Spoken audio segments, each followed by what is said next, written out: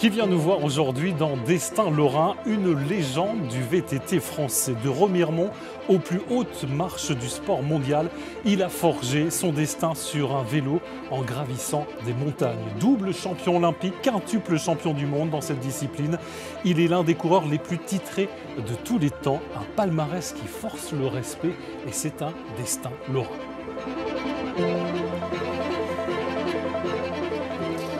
Bonjour Julien Absalon.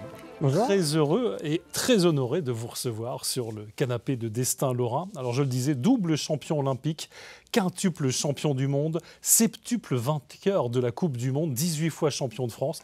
On a du mal à énumérer votre palmarès tant il est impressionnant. Vous, quel regard vous portez sur ce palmarès? Qu'est-ce que vous vous dites quand vous regardez dans le rétroviseur de votre carrière? Ravi d'avoir pu décrocher tous les titres qui me faisaient rêver. Et je peux me dire qu'une carrière accomplie avec peu de regrets quand même. Et forcément, quand on liste comme ça paraît forcément simple, mais une carrière de haut niveau, quelle qu'elle soit, elle est faite de haut et de bas quand même. On va en parler, Julien, c'était un rêve de gamin. J'aimerais que l'on revienne aux origines. Vous êtes né à Remiremont, vous avez grandi dans les Vosges, à Raon-les-Bois. C'est là que tout a commencé. Comment vous, petit garçon, vous êtes monté pour la première fois sur un VTT? Alors, sur un vrai VTT, c'était quand même assez tard, j'avais presque 14 ans. C'est tard pour débuter la compétition, mais en tant que gamin, habitant dans un petit village vosgien, j'étais tout le temps dehors. Tout le temps sur un vélo, mais on ne pouvait pas parler de vrai VTT. Passer d'un sport à un autre tout en me lassant assez vite. Et puis par hasard, j'ai découvert le VTT et immédiatement j'ai su que c'était ça que je voulais faire. Et comment vous avez été repéré pour se dire que vous étiez plus qu'un simple amateur, un simple gamin qui fait du VTT? Comment ça s'est passé? C'est le voisin, ami de mes parents, Patrick Villemain, qui m'emmenait le dimanche matin en balade en forêt. Puis il a remarqué que j'avais de bonnes aptitudes. Alors ça tombe bien, parce que ce voisin, Patrick Villemain, qu'on appelait Kiki, c'est bien lui? Oui, c'est ça. Alors on a retrouvé l'archive, parce qu'à l'époque, nous étions venus faire un reportage. Regardez, on en reparle juste après. Regardez. L'histoire commence il y a 4 ans, des balades en VTT en famille, comme celle-ci avec son frère et ses amis, et un certain Kiki, ex-motard, voisin de palier, qui conseille à Julien de prendre une licence, de tester son cœur, le mettre à l'épreuve. Quand je l'ai amené faire quelques balades en VTT, là je me suis rendu compte qu'il fallait faire quelque chose, qu'il fallait qu'il prenne une licence, quoi. Bon, j'ai un petit peu assisté pour que son père lui prenne une licence, et puis voilà, quoi, c'est parti comme ça. Alors ce Kiki s'y connaissait en VTT? Oui, il pratiquait le VTT. Il était issu de la moto et il a bifurqué très tôt vers le VTT quand le VTT a débarqué en France. Il vous a détecté. Alors cette archive date de septembre 98. C'était au moment où vous devenez champion du monde junior au Mont Sainte-Anne au Canada. C'était votre première télévision, avec nous en tout cas, avec FR3, France 3. Regardez. Donc là, il y a le Suédois, non? C'est le vice-champion d'Europe avec un Suisse. Retour sur la victoire au Canada. Julien, champion du monde de VTT junior. Des images qui font rebattre le cœur de ses parents. On était 4, mon épouse, moi, sponsor Jean-Louis Balland. On a tous pleuré à l'arrivée et lui, il avait le sourire. Et il a gagné. Ouais, c'est un moment d'émotion. Oui, c'est la première victoire, ce qui me fait peut-être prendre conscience que je pouvais envisager d'en faire mon métier. Jusqu'à là, je n'avais pas pensé. Ce que je voulais, c'était pédaler. Et finalement, je me suis retrouvé professionnel sans l'avoir vraiment cherché et sans que je m'amusais sur un vélo. C'était ce qui m'importait à cette époque-là, à 18 ans. Vous êtes un exemple de précocité, de longévité, on le verra. Très tôt, vous êtes repéré, formé, les résultats s'enchaînent avec le moment fort de votre carrière, votre médaille d'or aux Jeux Olympiques d'Athènes en 2004. La première de l'histoire, on va revoir les images pour un Français en VTT. Un podium.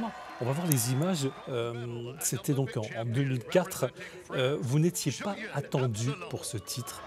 Vous vous rappelez ce que vous ressentez à cette époque quand vous montez sur ce podium, comme on vous voit là? À qui vous pensez, à quoi vous pensez? Là, vraiment, je pense très fortement à mon père qui était décédé quelques temps auparavant et qui était mon premier supporter. Donc on a perçu dès la première interview télé. Et je pense que j'ai fait toute la course en pensant à lui et avec sa force aussi. Il m'a beaucoup porté à ce moment-là. Mais c'est vrai que j'étais pas cité parmi l'échange de médailles françaises en 2004, ce qui m'a permis d'être un petit peu dans l'ombre, d'éviter la pression. Moi, clairement, j'y pensais pour prendre moi-même, mais j'étais bien heureux qu'on n'ait pas trop pensé à moi. Et ce qui était très différent 4 ans après à Pékin, où là, j'étais l'ultra favori. Ouais. Et c'était un autre statut, beaucoup plus difficile à... Parce qu'après cette victoire, vous allez connaître ce qu'on appelle la dépression post-objectif, c'est ça? Oui, c'est vrai que pendant au moins 2 ans avant les Jeux de 2004, je pensais à ça quotidiennement, je pensais aux Jeux, je me levais, je dormais, je mangeais pour cette échéance olympique, pour aller chercher une médaille. Toute ma vie était organisée autour de cette échéance, mais je n'avais jamais imaginé l'après, ce que pourrait être l'après-jeu, que ce soit avec ou sans médaille. En l'occurrence, je décroche l'or olympique, donc je réalise mon rêve. Ouais. Et derrière, je ne comprenais pas ce qui se passait, puisque je dis, je viens de décrocher l'or olympique, c'était mon rêve, j'y ai pensé pendant des années, et je ne comprenais pas pourquoi derrière il y avait un grand vide. À cette époque, on n'avait pas encore de préparateurs mentaux, on ne parlait pas trop de psychologie, et finalement, on se rend compte que c'est quelque chose qui était très commun, mais un peu tabou dans le milieu. Ouais. Parce qu'un sportif, on pensait à cette époque, était forcément solide, fort, mentalement, physiquement, mais aussi mentalement. Mais c'est une réaction tout à fait normale, c'est qu'il y a un tel relâchement derrière. Et puis les premiers jours, on se demande pourquoi on se lève, pourquoi? Parce qu'on n'a plus d'objectif. Ouais. Donc assez rapidement, il faut réussir à se remobiliser pour se reconstruire un objectif, se refixer un objectif. Parce que là, l'objectif, qu'il soit atteint ou pas atteint, il a disparu. Ouais. Donc vous êtes remobilisé avec ce nouvel objectif donc de Pékin pour décrocher, encore une fois, une médaille d'or. Voilà, au tout début, c'est vrai que c'est difficile, parce que 4 ans, c'est quand même long. Ouais. Et se projeter à 4 ans, sur 4 ans, c'est tous les sacrifices, on sait ce que ça comporte comme sacrifice.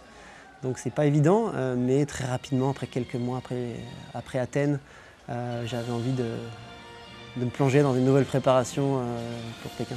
Et on le voit, 4 ans plus tard, à Pékin, vous restez le numéro 1 mondial, vous décrochez à nouveau cette médaille d'or. Est-ce que cette médaille a la même saveur que la première?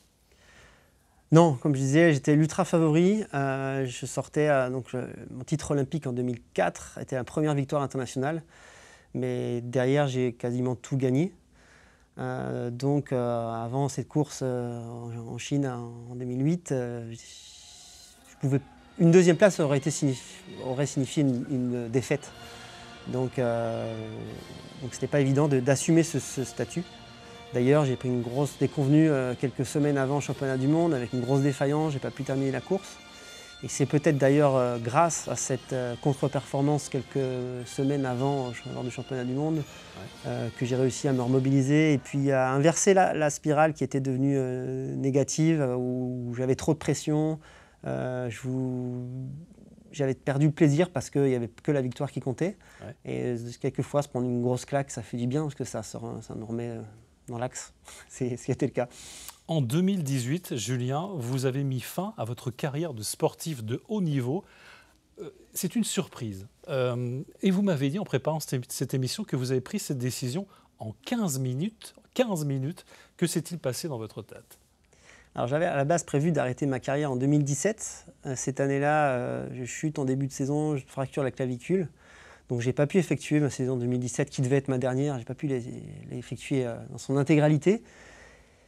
Et il me restait quelque chose d'inachevé. Je voulais terminer sur une année complète. Donc j'ai décidé de faire une année supplémentaire, de partir en 2018 pour une nouvelle saison, mais différemment avec mon équipe, avec les sponsors que j'avais choisis, un peu différemment.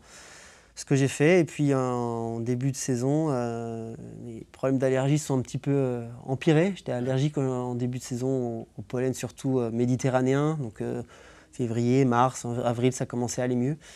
Et puis là, sur une course fin mai, au fin fond de l'Allemagne, où normalement, j'avais pas de problème de pollen, j'ai eu des difficultés à respirer, j'ai eu une crise d'allergie.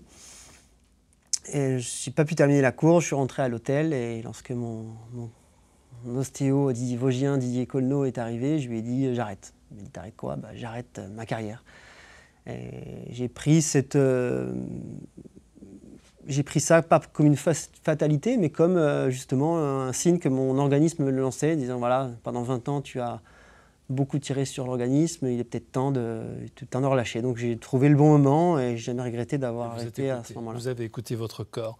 L'an dernier, vous avez réalisé un road trip en vélo, puis en basket pour rallier le mont Olympe, 20 ans après votre médaille d'or. Vous aviez envie de marquer le coup, de boucler la boucle? Voilà, c'était un retour aux sources, 20 ans après ce premier titre olympique, retourner en Grèce, mais à vélo. Par les petites routes escarpées, les petits chemins gravel, à travers la Croatie, la Bosnie, le Monténégro. Ça permettait aussi de se retrouver pendant 10 heures sur le vélo, de petite introspection et puis retour aux sources, jusqu'à la dernière étape au sommet du mont Olympe que je trouvais assez mythique. Et aujourd'hui, Julien Absalon, quelle est votre activité? C'est quoi la journée de Julien Absalon aujourd'hui? Alors déjà, le sport est toujours au centre de ma vie. Je ne suis plus athlète, mais toujours sportif et ultra dépendant au sport. Donc j'ai besoin de faire beaucoup de sport. Je suis lancé dans le trail running, je fais des courses à pied en nature. Je continue aussi à faire du vélo. Je travaille notamment pour Recoil et BMC en tant que consultant, développeur produit. Et pour France Télévisions? Et pour France Télévisions, oui, vraiment aussi, c'était une grande expérience. Et de pouvoir participer 2 fois à des Jeux Olympiques à Pékin et à Paris, de l'autre côté de la barrière en tant que média, journaliste, et de pouvoir commenter les épreuves VTT pour France Télévisions, c'était quelque chose d'assez fort aussi. Merci beaucoup, merci à vous, champion au palmarès hors norme, mais aussi homme de transmission, de passion, un grand destin sportif que vous êtes. Merci beaucoup d'être venu dans cette émission. Et merci à vous de nous avoir suivis. On se retrouve bien sûr très vite pour un autre destin lorrain.